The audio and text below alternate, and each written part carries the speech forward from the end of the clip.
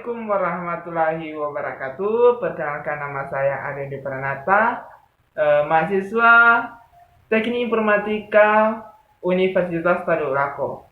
Nah, saya di sini akan menjelaskan mengenai materi pengenalan online database bioinformatika, sekaligus membahas website-website mengenai database bioinformatika.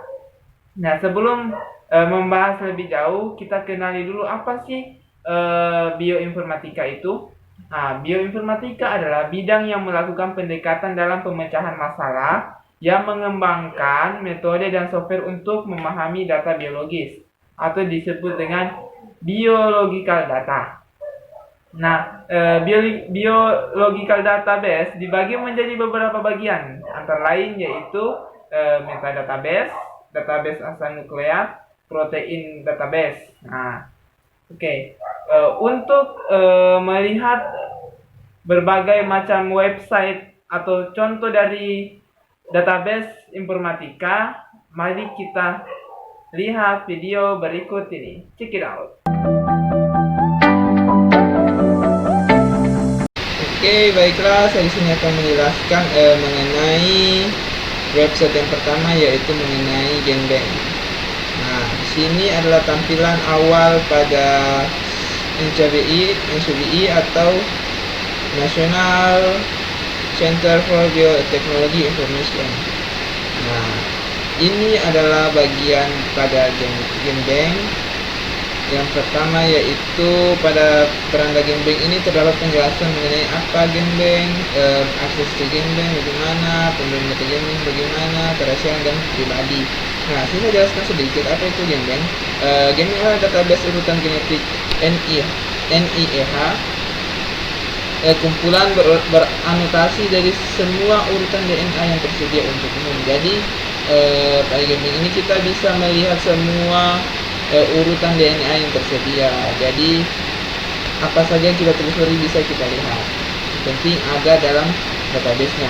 Nah, di sini juga dijelaskan bahwa GenBank ini adalah bagian dari International Nucleic Sequence Database Collaboration yang terdiri dari DNA Databank Jepang atau DDBJ, European Nucleic Acid atau INA, dan GenBank di NCBI. Ketiga organisasi bertukar data setiap hari. Jadi kita bisa lihat juga pada tampilan GenBank ini terdapat beberapa source atau sumber daya. Di sini terdapat beranda ini adalah tampilan beranda pada GenBank. Kemudian jenis pengirimannya yaitu bisa kita lihat.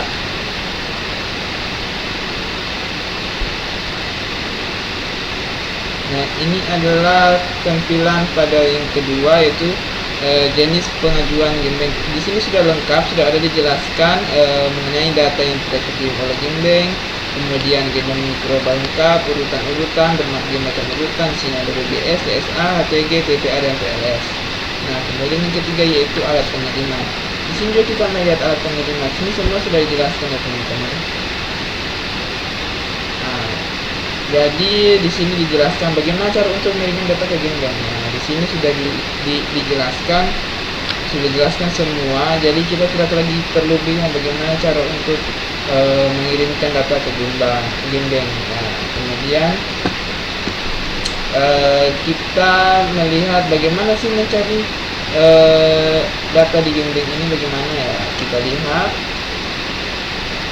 Nah, ini adalah kolom untuk pencarian pada data pada GenBank. Nah, di sini kita tinggal memasukkan data kunci yang ingin kita cari. Jadi apabila data yang kita cari itu ada, maka data tersebut akan tampil. Oke.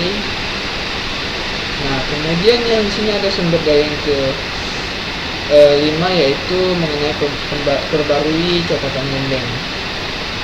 Kita lihat. Nah, di sini juga sudah ada bagaimana memperbarui informasi tentang GenBank. Nah, sudah ada semua contohnya. Jadi kita tidak lagi bingung. Jadi pada website ini sudah lengkap saya rasa, karena tidak lagi kita bingung bagaimana cara untuk memperbarui informasinya, bagaimana cara untuk mengirimkannya, dan berbagai jenis-jenis pengirimannya. Nah, di sini juga kita bisa dapat melihat berbagai contoh catatan Genbank. Nah, kita lihat. Nah, ini adalah contoh catatan Genbank. Oke, baiklah, itu adalah penjelasan mengenai website Genbank. Di sini akan menjelaskan website yang kedua, yaitu mengenai Protein Data Bank. Nah, saya jelaskan sedikit. Protein Data Bank adalah basis data bagi data struktur 3 dimensi dari molekul biologis yang berbagai ukuran, seperti protein dan asam nuklear. PDB juga merupakan basis data yang sangat penting dalam bidang biologi struktur, seperti genomika struktur. Oke, di sini kita melihat bahwa tampilan dari PDB ini sangat sederhana. Ini terdapat beberapa tools. Pertama, menyetorkan. Di sini kita menyiapkan data, validasi data, data deposit, dan bantuan sumber daya deposisi. Kemudian tools pencarian, bisa kita mencari berdasarkan pencarian dasar, pencarian lanjutan, pencarian urutan, entry yang belum rilis dan baru, jelas jari anotasi, dan sebagainya. Kemudian membayangkan, di sini juga ada menganalisa untuk belajar yang lebih. Nah, selain itu juga di sini terdapat berbagai entry baru atau molekul-molekul yang baru saja dirilis. Di sini misalnya dirilis pada tanggal 27 Oktober 2020 ya. Di sini sudah muncul. Nah, selain itu juga terdapat beberapa fitur atau sorotan. Di sini sudah kita bisa lihat fitur dan sorotan. Kemudian selain itu juga terdapat beberapa berita yang bisa kita lihat, ada beberapa berita di sini. Kemudian publikasinya ini tulisnya diterbitkan di jurnal atau buku. Kemudian kita bisa melihat molekul bulan ini. Kalau ini molekul Oktober bulan ini sudah kelihatan. Kemudian buletin 3 bulan bisa juga, dan laporan tahunan. Nah, untuk mencari, misalnya untuk mencari sebuah protein, bentuk molekul protein, bisa juga kita langsung memasukkan kata kunci pada tahap pencarian ini. Misalnya kita mencari molekul protein 2R4Z, kita cari.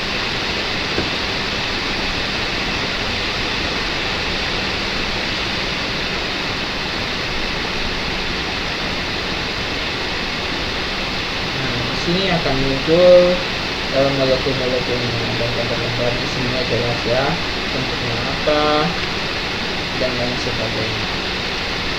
Ya.